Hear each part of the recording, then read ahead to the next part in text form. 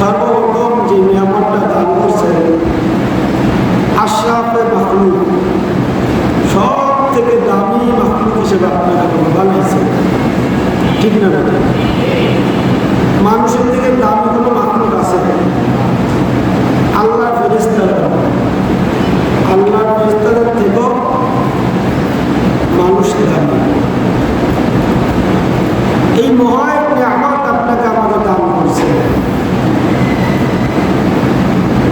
আপনার আমার কোনো আবেদন করা ছাড়া, আবেদন করছিলেন, আল্লাহ খুশি হয়ে আপনার আমার উপর খুশি হয়ে সব থেকে দামি মাখলুকের মর্যাদা দান করছে, ঠিক না? যদি আপনাকে আমরা গরিব বানাই দিত, মানুষ জবাই করে খেয়ে ফেলত, আরো নির্দিষ্ট প্রাণী বানাইতো আপনাকে, কুকুর বানাই দিত, কোনো মর্যাদা ছিল না। গরুর তো কোনো দাম আছে, মানুষ আদর যত্ন করে লালন পালন করে, তা আশা করে, কিন্তু কুকুর তারা আদর যত্ন করে বেশি। এর থেকেও যদি বেদানে আর এক মাখলুক সুপার আছে, সুপার বানায় করার কিছু ছিল, আপনার আমার প্রতিবাদ করার কোনো ক্ষমতা ছিল না, অভিযোগ করার কোনো সুযোগ ছিল না, ছিল না? আল্লাহ তাআলা করে আপনাকে আমাকে সর্বোচ্চ মর্যাদা হাসিল করলেন, সব থেকে দামি মাখলুকে পরিণত করলেন। কি জন্য? উদ্দেশ্য একটাই, আমা খালাকতুল জিন্না ওয়াল ইনসা ইল্লা লিয়াবুদুন। আমি আমার ইবাদত করার জন্য এই মানবকে সৃষ্টি করছি। কি করার জন্য? ইবাদত করার জন্য। অন্য জায়গায় আল্লাহ বলছেন, ইন্নী জাইলুন ফিল আরদি খলিফা, আমি পৃথিবীতে আমার প্রতিনিধি বানাবো। এই প্রতিনিধি কারা? আদম ও তার সন্তান। কিয়ামত পর্যন্ত আদমের আনেওয়ালা সন্তানেরা আল্লাহ তাআলার খলিফা এই পৃথিবীতে। কি? আল্লাহর প্রতিনিধি। প্রতিনিধির কাজ কি? আল্লাহ যেটা ওহীর মাধ্যমে, নবীর মাধ্যমে আমাদেরকে জানাই দিলেন, সেই কাজগুলো বাস্তবায়ন করা হলো খলিফার কাজ, প্রতিনিধির কাজ। আমরা যেটা করছি, করতে পারতেছি, করার সুযোগ হচ্ছে।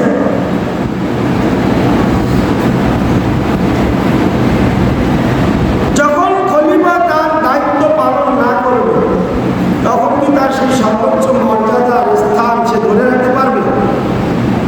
সে সবার ঊর্ধ্বে ছিল, 18,000 মাখলুকের থেকে সবচেয়ে উপরে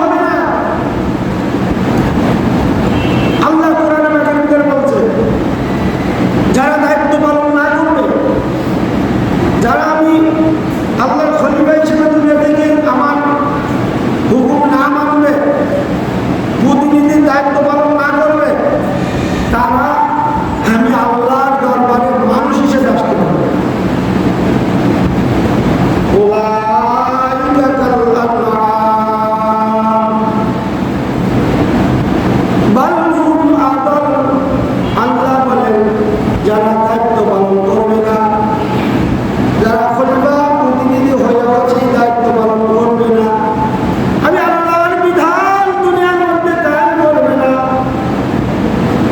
আমি আল্লাহর হুকুম তারা বাস্তবায়ন করবে না, আমি আল্লাহ বলে দিলাম তারা মানব আকৃতিতে হতে পারে, কিন্তু তারা চতুর্থ জন্তু হয়ে গেছে। চতুর্থ জন্তু যেমন তার দায়িত্ব বোঝে না, চতুর্থ জন্তুর যেমন তার দায়িত্ব পালন করার ক্ষমতা নাই, এই মানুষরা যখন তার দায়িত্ব বোঝে না, দায়িত্ব পালন করে না, আমি আল্লাহ বলে দিলাম তারা মানুষ আকৃতির হইয়াও তারা চতুর্থ জন্তু। বালহুম আদাল, শুধু চতুর্থ জন্তু বলে আল্লাহ খ্যাত হন নাই, তারা মানব আকৃতি হইয়াও চতুর্থ জন্তুর থেকেও নিকৃষ্ট। চতুর্থ জন্তুর দাম আছে, তার একটা মর্যাদা আছে। কি আছে? গরুর দাম আছে না? 30 লাখ পর্যন্ত কোরবানির সময় বিক্রি করবে, এই মানুষ কয় লাখ বিক্রি হবে। বরং চতুর্থ জন্তু কোনো বিচার হবে না, জাহান্নাম হবে না। আর এই চতুর্থ মানুষগুলো, চতুর্থ জন্তুগুলো যেমন কঠিন ময়দানে হাত করা করিয়ে ফেরেশতারা টানতে টানতে জাহান্নামে নিয়ে যাবে। মানুষ আকৃতির চতুর্থ জন্তুগুলো জাহান্নামে যেতে হবে, আর আমাদের সমাজের চতুর্থ জন্তুগুলো আছে তাদের জাহান্নামে যাওয়া লাগবে না। এই হিসেবে তারা চতুর্থ জন্তুর থেকেও নিকৃষ্ট। কে বলে দিলেন? কে বলে দিলেন বলেন? আল্লাহ নিজেই বললেন।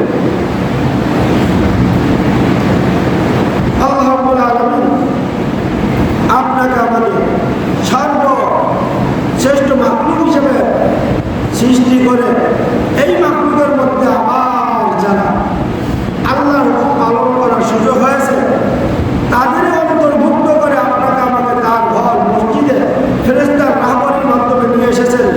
এজন্য আমরা হৃদয়ের সবটুকু ভালোবাসা উজাড় করে দে মওলার দরবারে শুকরিয়া তার বলি আলহামদুলিল্লাহ। অনেক ভাই আসতে পারে নাই, তারা হয়তো আসতে পারবে কিনা আদৌ তাও আমাদের জানে নাই। এই জন্য আপনাকে আমাকে যে আল্লাহ তাআলা সব বাধা দেখিয়ে, সব বাধার জালকে ছিন্ন করে আল্লাহর হুকুম মানার জন্য সবার আগে মসজিদে আসা তৌফিক দিয়েছেন। এই জন্য আমরা আরেকবার শুকরিয়া তার বলে আলহামদুলিল্লাহ। শুধু তাই নয়, শ্রেষ্ঠ মাখলুক বানায়া পৃথিবীর মধ্যে সব থেকে দামি পয়গম্বর, সবচেয়ে দামি ব্যক্তি, যার মর্যাদা আল্লাহ রাব্বুল আলামিনের আরশের থেকেও বেশি, যেই নবীর মর্যাদা আল্লাহর ঘর বাইতুল্লাহ শরীফ থেকেও বেশি, সেই মহান নেতা, সর্বকালের শ্রেষ্ঠ নেতা জনাব মুহাম্মদ রাসূলুল্লাহ সাল্লাল্লাহু আলাইহি ওয়াসাল্লামের শ্রেষ্ঠ উম্মত, যেই নবী আপনাকে আমাকে 63 বছর জেল টিভিতে কখনো বলেন নাই, কখনো বলেন নাই। আমরা যারা নবীকে দেখি নাই, আমাদেরকে নবী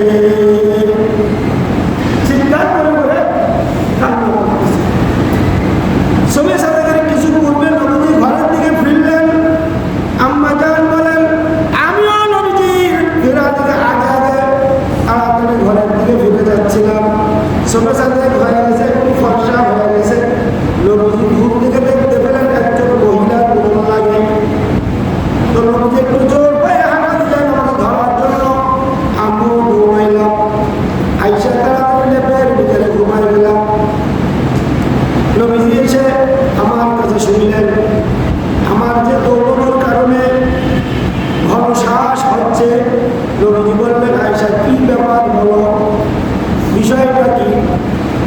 তা আমি কথা গোপন করার জন্য বললাম, ইয়া রাসূলুল্লাহ, বিষয়টা কিছুই না। নবীজি এসে বললেন, ও আয়েশা, তুমি যদি কথা গোপন করো, আমার আল্লাহ জিবরাইলের মাধ্যমে সকালে জানাই দেবে। তার চেয়ে ভালো তুমি বলে ফেলো, তার চেয়ে ভালো বলে ফেলো। আম্মা আয়েশা সিদ্দিকা বলেন, ইয়া রাসূলুল্লাহ, ইয়া হাবিবাল্লাহ, আমার সন্দেহ হয়েছিল আপনি যখন গোপনে আমার ল্যাব থেকে বের হয়ে যাচ্ছিলেন, আমার সন্দেহ হয়েছিল আপনি অন্য কোনো বিবির ঘরে যাইতেছেন কিনা। আমি আপনার পিছনে পিছনে গেলাম। নবীজি হেসে বললেন, আয়েশা, তাই নাকি? এইটা তোমার সন্দেহ ছিল? ও আয়েশা, তুমি শুনে রাখো, আমি যখন তোমার লেপের ভিতরে ঘুমাচ্ছিলাম, জিবরাইল আলাইহিস সালাতু ওয়াস সালাম আল্লাহর হুকুমে ঘরের বাইরে এসে আমাকে ডাকতেছিল। আমি যখন বের হলাম, আমাকে আল্লাহর পক্ষ থেকে সালাম শোনানো হলো, আর বলা হলো, আপনার আল্লাহ বলেছেন আমার নবীকে জানায় দাও যে তার বিবিকে নিয়ে এত আরামে ঘুমায়, সে উম্মতের কান্ডারি হইতে পারে না, সে উম্মতের দরদি হইতে পারে না। ও আয়েশা, এই জন্য আমি বের হয়ে গেলাম, আর ঘুমানোর সুযোগ হলো না। আমি চিৎকার করে কান্না করেছি উম্মতের জন্য। আমি 3টা দোয়া করেছি উম্মতের জন্য। একটা দোয়া হলো, আল্লাহ পূর্ববর্তী উম্মতদেরকে যেমন কোনো পাপের কারণে একসঙ্গে ধ্বংস করে দিয়েছেন গজব দিয়ে, আমার উম্মতদেরকে এমন কোনো ধ্বংস করতে পারবেন না।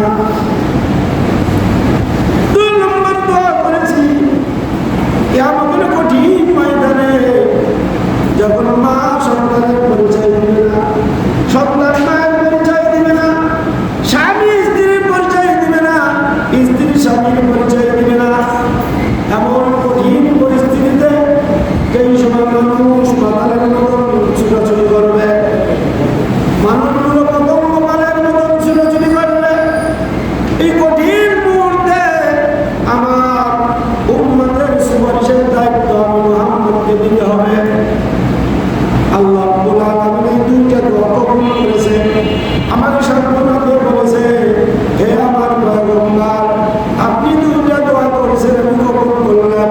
অন্য জাতির মতো আপনার উম্মতদেরকে কোনো পাপের কারণে ধ্বংস করে দেওয়া হবে না, একবার ধ্বংস করবো না। বিভিন্ন জাতির বিভিন্ন পাপের কারণে কি করছে? ধ্বংস করছে। হযরত দাউদ আলাইহিস সালামের জাতিকে সুপার বানানো হয়েছে, একটা হুকুম অমান্য করছে, সবাইকে কি বানাই দিয়েছে? সুপার আর বানানো।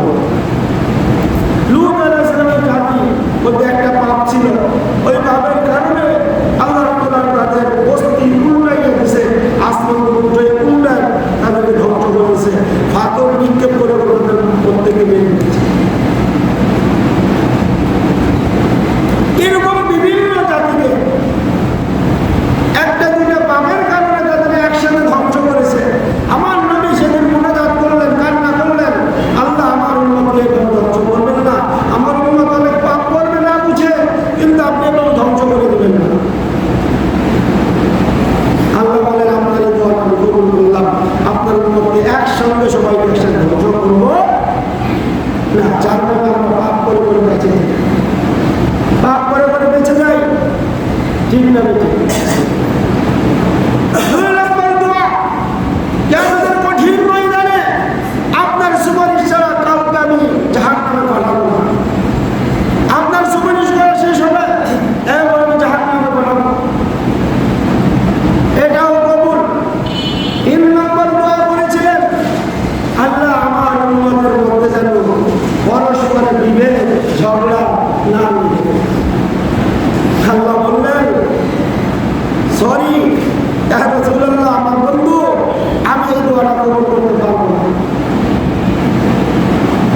যার কারণে মুহাম্মদের মধ্যে কত ফেরকা গেছে না, আল্লাহ এটা কবুল করেন নাই নবীর দোয়া। এই জন্য আমাদের মধ্যে ফেরকাবাজি থাকবে, দলাদলি থাকবে। ওই ইরাকের একপন্থী, ইরানের একপন্থী, পাকিস্তান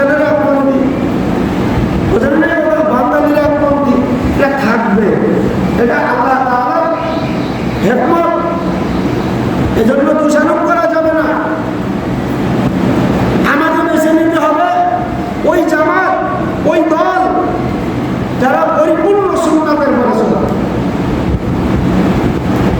এই কথা অজুহাত দেওয়া যাবে না যে এত দল কেন মুসলমানদের মধ্যে। আমরা বললাম তুমিও তো একজন মুসলমান, তোমাকে সঠিকটা বেছে নিতে হবে। কোনটা বেছে নিতে হবে? সঠিকটা বেছে নিতে হবে। আলাইকুম বিসুন্নাতি ওয়া সুন্নাতি খুলাফায়ে রাশিদিন আল মাহদুদিন, তোমরা চলবে আমার সুন্নাতের পরে যারা আছে, আমি নবীর সুন্নাতের পরে যারা চলবে এবং আমার খুলাফায়ে রাশিদিন সাহাবাদের সুন্নাতের পরে যারা চলবে তাদের পরে তুমি থাকবে। তোমার এটা দেখার দরকার নাই 72 ফেরকা 73 ফেরকা এত ফেরকা এত বলা দরকার, এইটা তোমার দেখলে তুমি ধ্বংস হয়ে যাবে, তুমি সঠিক পথ পাবে। তো বন্ধুরা, আমি যেটা বলতে চাচ্ছিলাম, দয়াল নবীজি আমাদের উম্মতের কান্ডারি রহমাতুল লিল আলামিন, জগৎবাসীর জন্য তিনি রহমত স্বরূপ এসেছিলেন। তিনি আল্লাহর নির্দেশে যেই সব হুকুম বাস্তবায়ন করেছেন, যেই সব নীতিমালা আমাদের সামনে রেখে গেছেন, সেটা পৃথিবীর ইতিহাসে শ্রেষ্ঠ নীতিমালা, শ্রেষ্ঠ সংবিধান। ঠিক না বেঠিক? কথা বুঝে থাকলে বলেন, আমাদের নবী আল্লাহর নির্দেশে জিবরাইলের মারফত যেই নীতিমালা আমাদের সামনে রেখে গেছে, যেই জীবন চলার সংবিধান আমাদের কাছে রেখে গেছে, সেটাই কি পৃথিবীর ইতিহাসের শ্রেষ্ঠ সংবিধান নাকি মানব রচিত সংবিধান শ্রেষ্ঠ সংবিধান? বলেন কোনটা শ্রেষ্ঠ? আল্লাহরটা নাকি মানুষেরটা? সহজ ভাষা বলছেন, আল্লাহর সংবিধান শ্রেষ্ঠ নাকি মানুষের সংবিধান শ্রেষ্ঠ? আমরা মানব কোনটা? যদি আল্লাহর সংবিধানকে উল্টাই দিতে চায়, আল্লাহর সংবিধান যদি কেউ পরিবর্তন করে দিতে চায়, তাহলে আমাদের কাজ কি, আমাদের ইমানের দায়িত্ব কি বলেন? প্রতিবাদ করা, বাধা দেওয়া, এমনকি যদি জিহাদ করার প্রয়োজন হয় জিহাদ পর্যন্ত করতে হবে। কারণ পৃথিবীকার মানুষের নাম আল্লাহর, সূর্যকার, আলো বাতাসকার, আল্লাহর পৃথিবী, আল্লাহর আলো, আল্লাহর আলো বাতাস, আল্লাহর সূর্য, আল্লাহর গাছগাছালি, আল্লাহর নাজ নিয়ামত। আল্লাহ কোরআনে বলতেছেন বারবার, সূরা রহমানের ভিতরে 31 বার বলেছেন, ফাবিআইয়ি আলাই রাব্বিকুমা তুকাযযিবান। হে আমার বান্দা বান্দি, তুমি কোন নিয়ামতটা অস্বীকার করো? আমি যে তোমাকে নিয়ামত দিছি, এই নিয়ামতের কোনটা তুমি অস্বীকার করতে পারো? চোখ দিয়েছে কে? না কোনো মানব? সংবিধান চলবে কার? আমার ভিতরে সংবিধান চলবে কার? কান দিয়েছে কে? সংবিধান চলবে কার? জিহ্বা দিয়েছে কথা বলার জন্য কে? সংবিধান আইন চলবে কার? পা দিয়েছে হাঁটার জন্য কে? আইন চলবে কার? ফাবিআইয়ি আলাই রাব্বিকুমা তুকাযযিবান। আমার বান্দা, আমার বান্দা, আমার কোন নিয়ামতটা তুমি অস্বীকার করতে পারবা যে আমার বিরুদ্ধাচরণ করছো? সুতরাং রহমাতুল লিল আলামিন, যিনি মৃত্যুর সময়ও বলতেছেন, ও জিবরাইল, আমার বুকের উপরে পাথর চাপা দিবি, তিনি চেপে ধরেছো, হাত উঠাও, আল্লাহর কাছ থেকে ওয়াদা নিয়ে এসো, আমার উম্মতের মৃত্যু যন্ত্রণাতে এত কষ্ট হবে না, এই ওয়াদা আল্লাহর কাছ থেকে নিয়ে আসো, আর আমি পৃথিবী ছেড়ে যাব না। আল্লাহর ওয়াদা নিয়ে আসছে, আপনার উম্মত যদি আল্লাহর হুকুম মেনে যাইতে পারে, তার মৃত্যু হবে মায়ের কোলে দুগ্ধ পুরো বাচ্চার দুধ খেতে খেতে ঘুমানোর মতো। যেই নবী উম্মতের এত পাগল ছিলেন, কিয়ামতের ময়দানে যখন মাঠ কায়েম হয়ে যাবে, নবী উঠো, নবীকে আগে উঠানো হবে, ময়দান খালি দেখে নবী একটা চিৎকার দিয়ে আবার কবরে চলে যাবে, আমার উম্মতকে জাহান্নামে দিয়ে আমাকে উঠাতে এসেছো, আমি এই জান্নাতে যেতে রাজি না। বুঝানো হবে না, মাঠ কেমন হয়েছে দেখানোর জন্য আপনাকে উঠানো হয়েছে। আপনার উম্মত এখন মাঠে উঠবে। যেই নবী এত ভালোবাসছে উম্মতকে, সেই নবী আল্লাহর হুকুমে যে সংবিধান আমাদের জন্য রেখে গিয়েছে, সেই সংবিধান কি কোনো মানুষের ক্ষতিকর হতে পারে নাকি লাভজনক? বলেন। আজকে আল্লাহর নিয়ামত আমার ভোগ করতেছি, আর আমরা এনে বসে বসে লেখা আসছি, আল্লাহর সংবিধান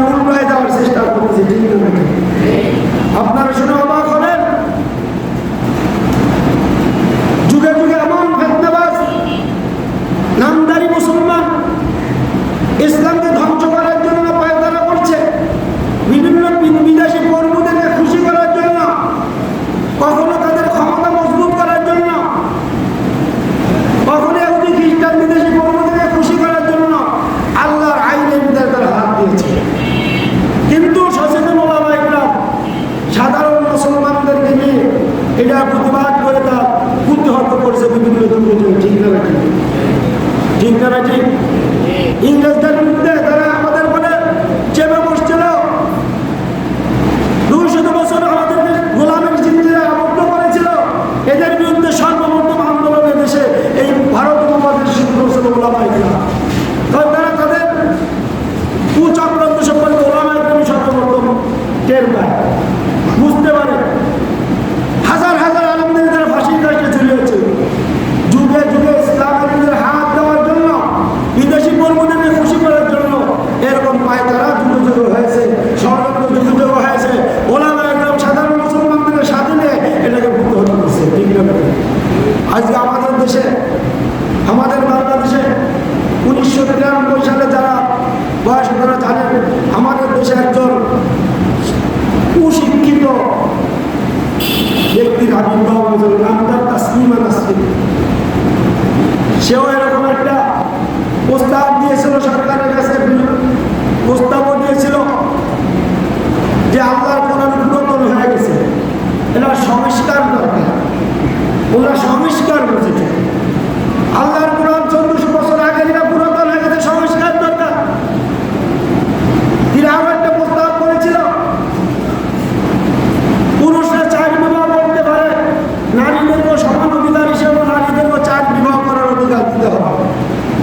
এদেশের ওলামায়ে কেরাম সাধারণ মুসলমানদের বুঝিয়েছিল, সচেতন করেছিল। এদেশের মুসলমান তৌহিদি জনতা ফুঁসে উঠেছিল, তাদের আন্দোলনের আগুন তা সহ্য করতে না করে সে এদেশ থেকে পালিয়ে গেছে। আজ পর্যন্ত এদেশে আসতে পারে। ঠিক না? শুনে অবাক হবেন, 1900 দেশ স্বাধীন হওয়ার পরে 1972 সালে যে সংবিধান রচিত হয়েছিল বাংলাদেশে, এই 72 সালের পরে এ পর্যন্ত তেমন বড় ধরনের কোনো সংস্কার হয় নাই। আমাদের অধ্যাপক ডক্টর ইউনূস সাহেবের অধীনে যে তত্ত্বাবধায়ক সরকার, অস্থায়ী সরকার আছে, সে দেশের জন্য কাজ করতেছে, আমরা তাদের সমর্থন জানাই। কিন্তু বড় ধরনের সংস্কার হচ্ছে একটা রাষ্ট্রীয় সংস্থা, সংবিধানের সংস্কার। এই সংস্কারের মধ্যে নারী কমিশন সংস্কারের একটা প্রস্তাব ওনার কাছে পৌঁছেছে। সেই প্রস্তাবের মধ্যে কতগুলো প্রস্তাব রয়েছে যা সম্পূর্ণ কোরআন বিরোধী, যা সম্পূর্ণ কোরআন বিরোধী। মুসলিম পরিবার আইন যে আছে ওটাকে বিলুপ্ত করার প্রস্তাব। আমি তার কয়েকটা আপনাদের সামনে তুলে ধরতেছি, আপনারা তৌহিদি জনতা জবাব দিলে করা ঠিক হবে কিনা ওনার জন্য। একটা তারা করছে নারীদের সমান অধিকার সম্পত্তিতে, যেটা আমাদের বিগত সরকার, আওয়ামী সরকারের আমাদের একটা প্রস্তাব আসছিল 2011 সালে। তখন এদেশে ওলামায়ে কেরাম দাবি সাহেব রহমতুল্লাহ আলাইহি সহ গর্জে উঠেছিলেন। আওয়ামী সরকার সেখানে সেটা বাস্তবায়ন করতে পারে না, সে আর পাশ করতে পারে না। এমন বড় শক্তিশালী বাচ্চা ছিল, প্রধানমন্ত্রী হলেও সে পারে নাই, করতে পারে নাই, করে না। নারী পুরুষ সম্পত্তিতে সমান অধিকার, এটা সরাসরি কোরআনের সাথে সাংঘর্ষিক। কোরআন এখানে নারীকে অধিকার দিয়েছে, বাবার সম্পত্তি সে অর্ধেক পাবে ছেলের তুলনায়। ছেলে যদি 2 কাঠা পায়, মেয়ে পাবে 1 কাঠা। ইসলামের নবী আর আল্লাহ রাব্বুল আলামিনের সে হিকমতওয়ালা বুদ্ধিমান আর জ্ঞানী পৃথিবীতে কেউ আছে না। আল্লাহ কোরআনের মাধ্যমে আইনটা পাশ করাই দিলেন, একজন নারী যা পাবে একজন পুরুষ তাকে ডবল পাবে। কোরআনের আইন সেখানে না করার তোমরা আল্লাহর আইন পরিবর্তন করার ক্ষমতা তোমাকে কে দিয়েছে? একজন নারীকে তো আল্লাহ ঠকার নাই। একজন পুরুষের ডবল দেওয়ার কারণও আছে, ডবল দেওয়ার কারণও আছে। তোমার বিয়ে হয়ে যাবে, তুমি স্বামীর থেকে মহারণা হয়ে গেছে, বেড়াই কি পাবে? তোমার ভাই কি পাবে মহারণা কাজ করছে না, সে দিবে তোমাকে? ইসলাম ঠকানো কই? এই তো অর্ধেক পেয়েছো, স্বামীর থেকে 2 লাখ 3 লাখ মহারণা হয়ে গেছে। স্বামীর তেজ্য সম্পত্তি স্বামী যদি আগে মারা যায়, সেখান থেকে তুমি সম্পত্তি পাইতেছে। তোমার সন্তান মারা গেলে সন্তানের আলাদা সম্পত্তি সেখান থেকে পাইতেছে। তোমাকে ইসলাম ঠকালো কই? তুমি সমান অধিকারের নামে কোরআনের বিরুদ্ধে আইন পাশ করতে চাচ্ছ। ও নারী, তোমাকে ইসলাম ঠকালো কই? যত আত্মীয় স্বজন আসবে, তোমার ভাই সেটাকে সামলায়, তোমার ছেলে মেয়েরা আসবে, তোমার শ্বশুরবাড়ির লোকরা আসবে, সবাই তোমার ভাই তোমার সেটা সামলাবে, সেটা যত্ন আহ্বান করবে। তোমার তো এইসব খরচ নেই। তোমার অধিকার ইসলাম পরিপূর্ণভাবে দিয়েছে। বিদায় হজের ভাষণের সময় মুসলিম শরীফে হাদিস, বিদায় হজের ভাষণের সময় নবীজি একটা ভাষণ দিলেন, ইয়া আইয়ুহান নাস ইত্তাকুল্লাহ ফিন নিসায়ে, হে লোক সকল, আমি তোমাদের শেষ বিদায় এমন কিছু নসিহত করতে চাই, তার মধ্যে একটা নসিহত হলো তোমাদের নারীদের ব্যাপারে তোমরা আল্লাহকে ভয় করবে। নারীদের অধিকারের ব্যাপারে তোমরা আল্লাহকে ভয় করবে। বিআন্নাকুম আখাযতুমুহুন্না বিআমানিল্লাহ, কারণ তুমি একজন নারীকে বিবাহ করছো আল্লাহর আমানতে, আল্লাহর দায়িত্বে তুমি বিবাহ করছো। বিআমানিল্লাহ ওয়াস্তাহলালতুম ফুরুজাহুন্না বিকালিমাতিল্লাহ, তার লজ্জাস্থান তোমার জন্য বৈধ হয়েছে আল্লাহর কালিমার মাধ্যমে, এক কালিমার মাধ্যমে। আলাইকুম রিজকুহুন্না ওয়া কিসওয়াতুহুন্না বিল মা'রুফ, ও পুরুষ, আমি তোমাকে দায়িত্ব দিয়ে যাচ্ছি, খবরদার ওই নারীর ভরণ পোষণ, কাপড় চোপড়, সর্বদিক চিকিৎসা, বাসস্থান সব দিক তোমার খেয়াল রাখতে হবে। তার উপযুক্ত বাসস্থানের ব্যবস্থা করবে, তার উপযুক্ত কাপড় চোপড়ের ব্যবস্থা করবে, তার উপযুক্ত খাবারের ব্যবস্থা তুমি করবে। ও নারী, তোমাকে ইসলাম ঠকালো কই? তোমাকে ইসলাম ঠকালো কই? ইসলাম তো বলে নাই তোমাকে যে স্বামী খোরাক করবো, সব কিছু তোমার দিতে হবে। স্বামীকে বলছে সব কিছু তুমি দিবে, তোমাকে দিবে। ইসলামের সাথে যারা সাংঘর্ষিক সংঘর্ষ করতে চায় তারা হলো ইসলাম বিদ্বেষী, ইসলামের দুশ্মন, ওই পশ্চিমাদের দোষর, ওই ইহুদি খ্রিস্টানদের দালাল। ঠিক না বেটি? সেটা এবছরও এই নারী কমিশন সংস্কারের প্রস্তাবের ভিতরে এই প্রস্তাবটা দিয়েছে তারা। 2 নম্বর, বিবাহ শাদীতে সমান অধিকার, নারী পুরুষের সমান অধিকার দিতে হবে। ওই তাসলিমা নাসরিন যা বলছিল সেই, এটা ইসলামের সাথে সম্পূর্ণ সাংঘর্ষিক। একজন পুরুষ 4টে বিবাহ করলে তার 4 স্ত্রীর 4টে সন্তানের আলাদা করা সম্ভব, পরিচয় দিলে যে এটা ওর অমকের ছেলে। সকিনার ঘরে যে সন্তান হবে সেটা আব্দুল করিমের ছেলে, ওই করিমার ঘরে যে সন্তান হবে সেটা আব্দুল করিমের ছেলে। ও নারী, তুমি যদি 4টে বিবাহ করো, তোমার গর্ভে একটা সন্তান হবে, 4টে সন্তান হবে না। তুমি কোন স্বামীর পরিচয় দিয়ে সন্তানের পরিচয়? সিস্টেম নাই। তুমি সমান অধিকার বলতেছ, এইটার ব্যাপারে তোমার সিস্টেম নাই। সিস্টেম থাকলে আল্লাহ তোমাকে এই ব্যবস্থা করবে। ঠিক না? দেখেন নারী কমিশনের ভিতরে সংস্কারের প্রস্তাবের ভিতরে আরেকটা প্রস্তাব রেখেছে, যৌনকর্মী, নারীদের দেহ ব্যবসায়ী নারী যারা, তাদেরকে শ্রমিকের মর্যাদা দিতে হবে। তাদেরকে কিসের মর্যাদা দিতে হবে? শ্রমিকের মর্যাদা দিতে হবে। একজন শ্রমিকের যে মান মর্যাদার অধিকার লক্ষ্য করা হয়, একজন নারী দেহ ব্যবসায়ী যৌনকর্মী তাকে ওই একই মর্যাদা দিতে হবে, তাকে অবহেলা করার সুযোগ নাই। অথচ কোরআন বলছে আয-যানিয়াতু ওয়াজ-যানি ফাজলিদু কুল্লা ওয়াহিদিন মিনহুমা মিআতা জালদা। একজন ব্যভিচারী নারী পুরুষ যখন ধরা পড়বে, মানুষের হাতে ধরা পড়বে, ইসলাম কোরআনের বিচার হলো তাকে 100 ব্যক্তি যদি অবিবাহিত হয় 100 করে বেত্রাঘাত লাগা। আর তুমি বলতেছ, তুমি প্রস্তাব দিচ্ছ তাদেরকে শ্রমিকের মর্যাদা দিতে হবে। এরকম 10-12টা আইন প্রস্তাব তারা করেছে যা সম্পূর্ণ কোরআনের সাথে সাংঘর্ষিক, কোরআন বিরোধী। এই জন্য ভাই, এদেশের মুসলমানরা নাকি এটা মেনে নেবে? আমরা তাওহীদি জনগণ এটাকে মেনে নিতে পারবো? আমাদের আগে কোরআন আমাদের গলার মালা, আল্লাহ আমাদের রব, নবী আমাদের রাহবার, নবী আমাদের রাহবার। সুতরাং কোরআন, নবী আর আল্লাহ বিরোধী কোনো কথা এদেশের মুসলমান মানবে না। ঠিক না? এই জন্য সর্বপ্রথম ওলামায়ে কেরাম বিভিন্ন মিটিং মিছিল প্রতিবাদের মাধ্যমে এটাকে জানান দিচ্ছে সরকারকে, ইউনিশ সরকারকে, যে এটা যদি মেনে নেওয়া হয়, পাশ হয়, তাহলে এদেশের সমস্ত জনগণ, এদেশের 20 কোটি মুসলমান গর্জে উঠবে। আপনার থাকার সুযোগ হবে না, পালানোর সুযোগ হবে না। আপনি দেশের সংস্কার করেন, দেশ উন্নতি করেন। যেহেতু আমাদের দেশ অর্থনৈতিকভাবে ভঙ্গুর হয়ে গেছে, আমরা সবাই, আমরা জনগণ সমর্থন দিব, আপনাকে সহযোগিতা করব। কিন্তু এই কোরআন হাদিসের ব্যাপারে নবী এবং আল্লাহ এবং নবী তার রসুল এবং তার কোরআনের মধ্যে হস্তক্ষেপ করতে গেলে আমরা কিন্তু ছাড়ব না। আমাদের এই দুনিয়াবি শান্তির দরকার নেই, ঠিক না বেটি? এই জন্য বন্ধুরা, এর প্রতিবাদ হিসেবে আগামীকাল সরওয়ার্দী দলে হেফাজত ইসলাম বিশাল মহাসমাবেশ ডাকছে, প্রতিবাদ সভা। এখানে উপস্থিত হওয়া আমরা মুসলমানদের জন্য ইমানি দায়িত্ব, ঠিক না বেটি? আমাদের ইমানি দায়িত্ব। আল্লাহর কাছে জবাব দিতে পারবো না, আল্লাহর কাছে জবাব থাকবে না।